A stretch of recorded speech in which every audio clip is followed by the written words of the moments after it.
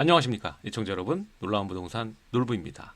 자, 7월에 아파트 증여가 과연 몇 건이 있는지 굉장히 궁금했습니다, 개인적으로. 자, 720 대책 이후에 이 빠져나갈 수 있는 틈새는 이 증여가 거의 유일해 보였거든요.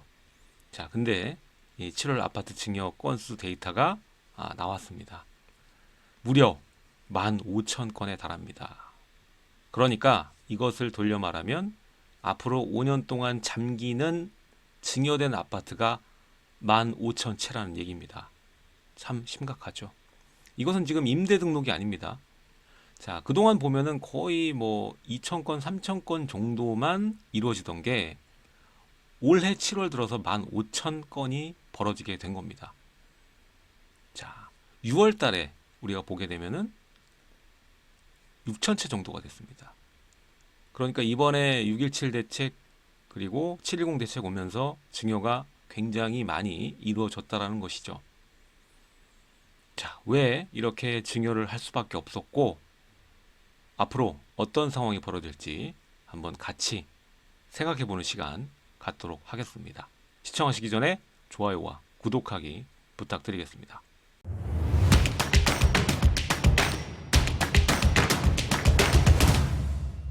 자, 7.10 대책 때문에 여러 가지 이슈가 많은 것 같습니다. 자, 6.17, 7.10 오면서 정말 많은 집회도 열리게 되고 또 불만을 토로하시는 분도 많고 형평성에 어긋나는 부분들 그리고 정책이 너무나 땜질 처방이기 때문에 불안정한 것들이 수습되는 과정, 땜질 처방이 계속되는 과정이 있었고요. 아무튼 굉장한 문제가 많았던 것 같습니다.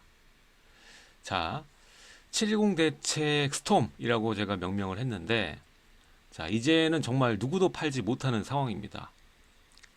틈새가 전혀 없거든요.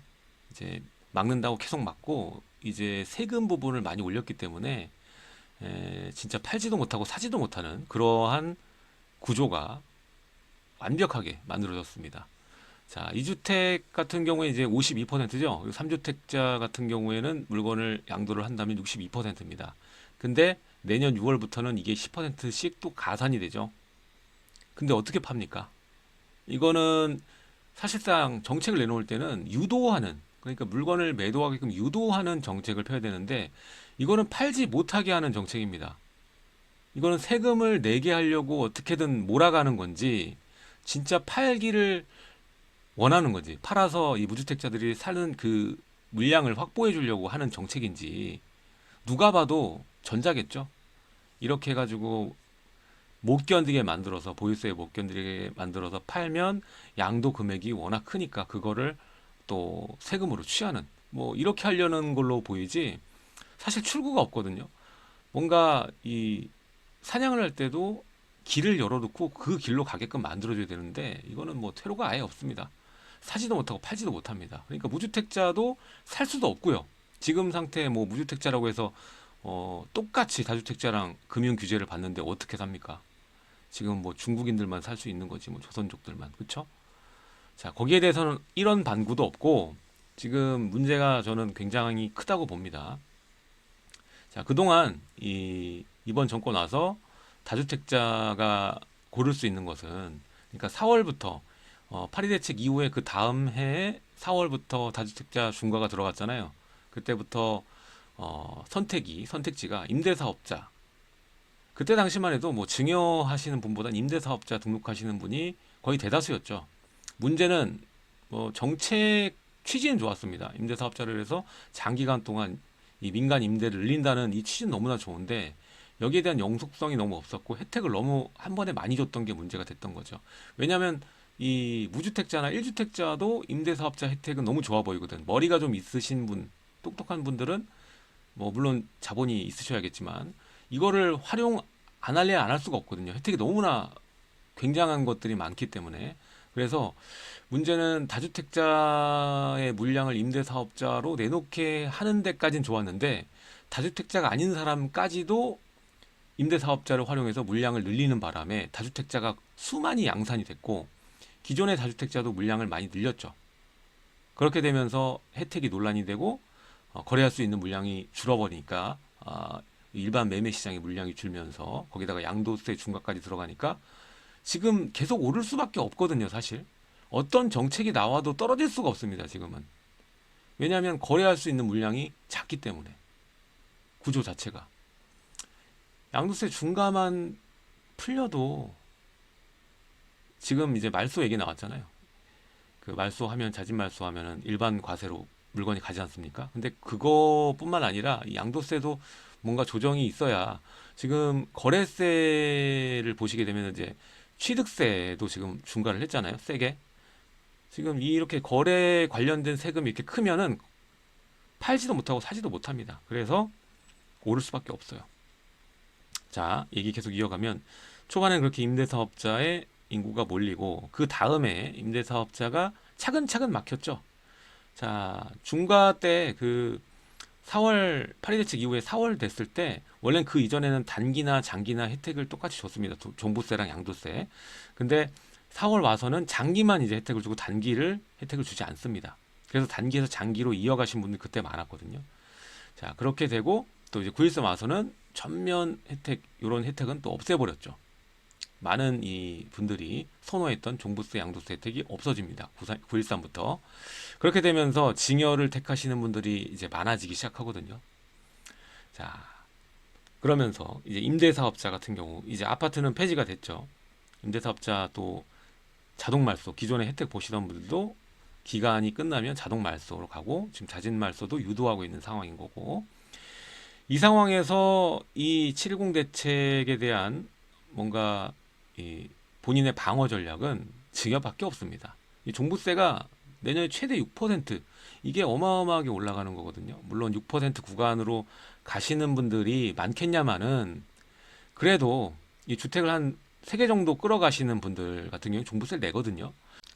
그래서 지금 할 수 있는 거는 더 사는 건 못해요. 누구도 못합니다. 다주택자가 지금 사는 게 아니에요. 계속 지금 뭐 법무부 장관도 지금 얘기하는 게 투기꾼 때문이고 지금 계속 올라가는 게 투기꾼 때문이라고 얘기하시는데 지금 서울은 이미 9.13 이후에는 투기꾼의 장이 아닙니다. 서울과 그 여러 규제 지역들은 투기꾼의 장이 아니에요. 못 삽니다. 네. 지금 취득세 이렇게 중과했잖아요. 더 못 사요. 이제 사지도 못하고 팔지도 못한다고 얘기를 드렸습니다. 그래서 살 수 있는 사람은 이제 무주택자, 1주택자밖에는 없는 겁니다. 예, 나머지 분들은 어려워요. 그래서 지금 이 710 대책을 이겨내기 위해서는 못난이 물건을 처분하는 방향, 그리고 증여하는 방향, 이 두 가지밖에는 없어요. 그래서 이 증여도 말이 많았죠. 그때 입법 절차 때문에 원래 이제 8월부터 이제 증여취득세도 12%다 해갖고 난리가 났었습니다. 그래서 막 서로 막 난리치고, 예? 법무사분들 제가 얘기를 들어보면은 뭐 했다가 취소하신 분도 계시고 기간 못 맞출까봐. 예. 근데 결국에는 입법 절차가 늦어져서 8월 12일부터 증여취득세가 이제 12%가 된 겁니다. 예. 자, 그래서 이 집계가 8월도 많겠지. 8월 초반까지는 다 이제 카운팅이 되니까 8월도 한번 봐야겠죠. 그래서 15,000건이라는 어마어마한 이 증여 건수가 생긴 겁니다. 뭐 임대사업자 등록인 줄 알았습니다. 네, 너무나 많은 물량들이 증여로 가게 됩니다. 이 물건들은 시장에 나올 수가 없습니다. 5년 동안은. 자, 7월에만 전국에 14,153건. 예. 아까 뭐 15,000건이라고 제가 말씀드렸는데 정확히는 이 14,153건이네요. 그리고 6월 달의 건수를 우리가 비교를 해보자면 6,133건. 이것도 적지 않습니다. 원래 평균적으로 한 3,000건 전후였거든요. 그래서 자, 617, 710 오면서 증여가 굉장히 많이 발생했다. 서울만 뜯어놓고 봐도 이 서울도 3,362건입니다.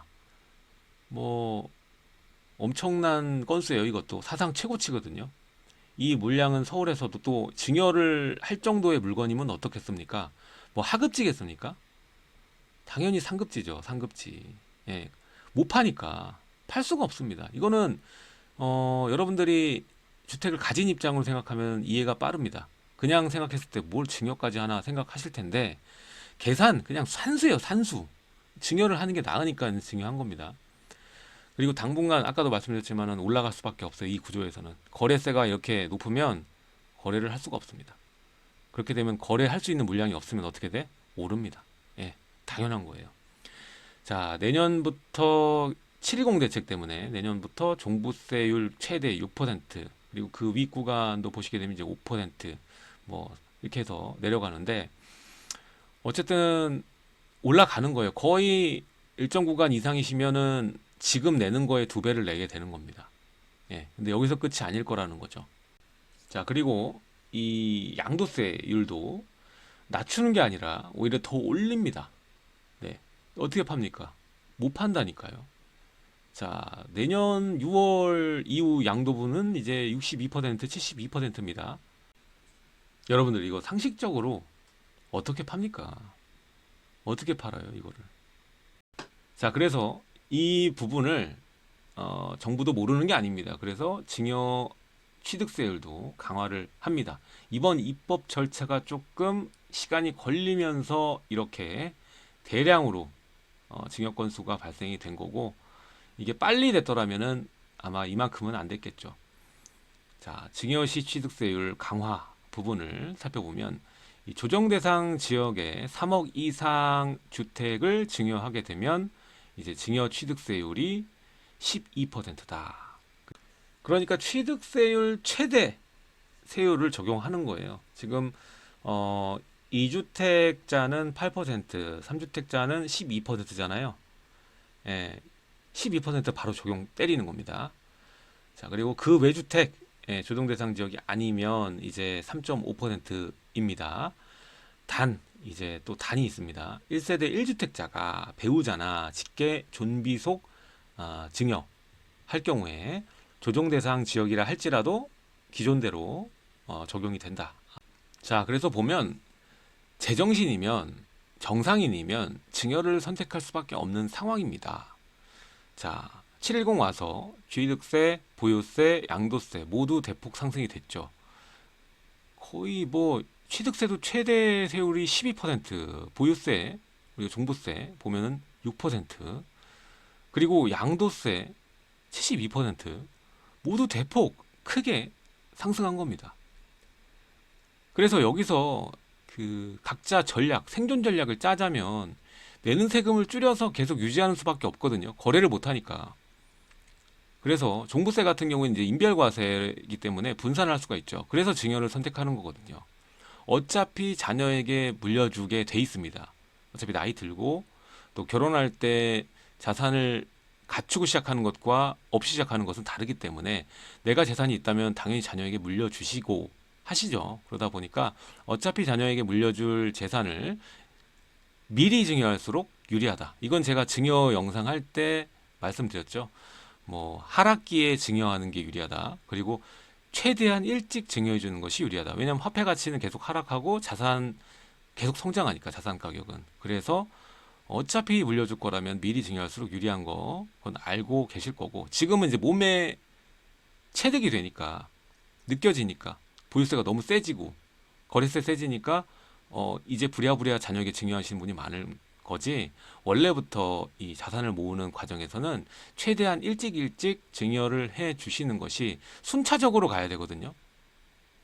이게 한 번에 하려고 하면은 세금이 엄청나게 정리가 안 됩니다. 정리가 안 돼. 그래서 자산이 많으신 분 같은 경우에도 뭐 자산 정리해서 자녀한테 이제 세금 최대한 줄이면서 넘기면은 한 10년, 20년 그 이상도 걸리는 분들도 제가 봤거든요. 그러니까 최대한 미리, 뭐 자산이 여러분들 많이 없더라도 미리미리 준비하시는 것이 좋다. 증여 부분은 얘기를 드릴 수가 있고, 현재 이제 증여취득세 말고요, 그냥 일반 이 증여세, 증여하는 금액에 대한 세금은 변동이 없습니다. 그래서 결국 증여가 유리할 수밖에 없다라는 거죠. 지금 팔았다가 예를 들어서 증여를 안 하고 지금 들고 있는 물건을 팔고 다시 사게 되면 세금이 두 개를 다 맞죠. 양도세 뭐 2주택이라고 해도 52% 맞는 거고, 거기다가 취득세 8% 맞는 겁니다. 그래서 세금이 뭐 이렇게, 서울 지금 평균 매매 금액이 10억이라고 하는데 그럼 취득세도 뭐 1억 넘게 들어가는 거죠.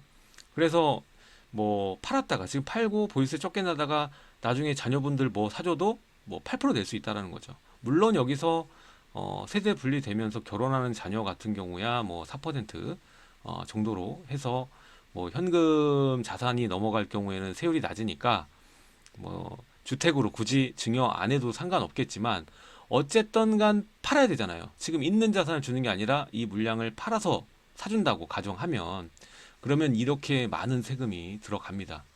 그래서 증여세를 우리가 계산을 해보면 증여세 최고 세율이 이제 50%거든요. 50%. 이제 30억 초과하는 경우에 이제 50%고 10억 이하 같은 경우에는 30%입니다. 예, 보통 이제 10억 이하 증여를 하시죠. 그러다 보니까 이제 30%로 계산해 보세요. 산수입니다. 단순. 지금 팔면 무조건 52%. 근데 증여는 이제 10억 이하 구간 30%. 어느 게 유리하겠습니까? 누가 봐도 증여가 유리합니다. 자, 그런데 이제는 증여취득세가 올랐죠. 자, 증여취득세가 입법 절차 밟는 사이에 서둘러 증여해서 7월이 14,100 몇 건. 자, 이제는 12%입니다. 근데 12% 너무 센데 그래도 팔고 다시 사주는 것보다 파는 것보다 증여가 아직은 유리합니다. 보유세까지 다 생각하면요. 자, 종부세가 지금 많이 내시는 분이 아니라면은 굳이 증여를 하시고 하실 필요는 없습니다. 예, 유지하시는 게 좋고. 하지만 많다면 종부세를 좀 많이 내신다면 과표를 낮춰주는 게 중요합니다. 그리고 인원수를 늘려서 인별과세니까 예, 과표를 낮추고 이제 부담을 줄이는 게 제일 중요하겠죠. 그래서 지금 증여하신 분도 계속 고민하시다가 나중에 하신 분들이 많을 거예요. 증여를 할까 말까 할까 말까 하다가. 근데 지금 보니까 먼저 한 사람이 그래도 낫지 않습니까? 그런 생각 안 하세요? 일단은 지금 내가 들고 있는 거 하나를 미리 증여했더라면 난 2주택자였을 텐데 그러면은 60%가 아니라 50% 떼일 텐데 뭐 이런 생각 하지 않으세요? 많으실 겁니다. 임대사업자도 마찬가지. 내가 임대사업자 등록을 그때 혜택 줄 때 했더라면 지금 이렇게 됐을 텐데 라는 생각 안 하세요? 많이 하실 겁니다. 왜냐하면 종부세가 이제 2배로 올라가니까. 예. 자, 그래서 정리를 해보자면 지금 생존하는 전략은 어떻게든 이 보유세를 낮추기 위해서는 인별과세로 해서 부과가 되니까 과표를 낮추기 위해서 증여를 선택하는 것이 유리할 수밖에 없는 상황이고 이제 증여취득세가 올라갔지만 그래도 양도해가지고 그러니까 많이 오른 것을 갖고 계시다면 물론 못난 일 갖고 있으면 파는 게 더 낫겠지만 그게 아니라면은 증여하는 게 지금은 파는 것보다 아직까지도 유리하다. 이제는 내년 6월까지 이제 6월 1일에 또 종부세 확정이 되니까 시간이 이제 거의 뭐 하반기 몇 개월 남은 거랑 이제 상반기 남았죠. 이때 동안 또 결정을 하셔야 됩니다만 뭐 여전히 거래세가 높기 때문에 내년 6월 이후 양도 아니더라도 못 팔지 않습니까? 그러면은 생존 전략을 짜셔야 돼요. 이번만 끝나는 게 아니라 내년 내후년도 있습니다. 네. 그때까지 여러분들이 보유세를 아끼고 또 그 자산의 전략을 잘 피시기 위해서는 꼼꼼하게 따져 보셔야 됩니다. 요즘에 또 세무사분들 그렇게 바쁘다고 합니다. 이런저런 이 세금 계산해 주시느라고 바쁘다고 하는데 여러분들 재산 잘 알고 계셔야 됩니다. 세무사분들도 모르시는 분도 많기 때문에 여러분들 그 세금이나 이게 보유하는 전략이나 이 모든 것들이 여러분들이 잘 아시고 지키셔야 됩니다. 누가 대신 여러분 재산을 지켜주지 않습니다. 그래서 많이 알아야 하는 것이고요. 그러기 위해서 제가 이렇게 영상을 또 많이 업로드를 해드리고 있는 겁니다. 자, 또 요런 저런 내용들 그리고 히든 그러니까 지금에서도 약간 틈새 뭐 이런 것들은 제가 또 이 멤버십 영상으로 계속 또 업로드를 해드리고 있거든요. 예, 많이 또 멤버십 가입도 해주시고 카페에도 가입해주시고 카페도 계속적으로 여러 지역 분석이나 뭐 해드리고 있거든요. 그러니까 많이 좀 봐주셨으면 좋겠습니다. 일요일인데도 이렇게 많이 시청해 주셔서 감사드리고요. 다음에도 알찬 정보로 또 다음 주를 채워드리도록 노력하겠습니다. 지금까지 시청해 주셔서 감사드리고요. 다음 시간에도 알찬 정보로 여러분들 만나 뵙도록 하겠습니다. 지금까지 놀라운 부동산 노르베였습니다. 감사합니다.